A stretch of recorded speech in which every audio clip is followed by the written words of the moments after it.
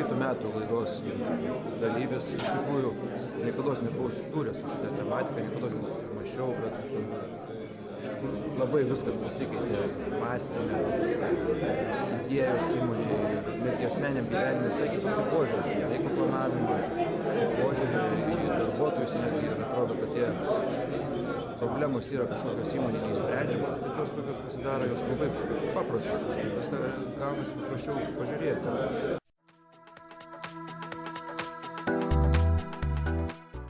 Tikrai rekomenduoju ateiti visiems, kas dvejojate, ar taupote, dar kažkaip. Tai tiesa, noriu pasakyti, kad konferencijos Amber susitikimo metu ten kelis klientus suradau, tai man ir atsipirko iš tikrųjų tas susitikimas. Visiems rekomenduoju.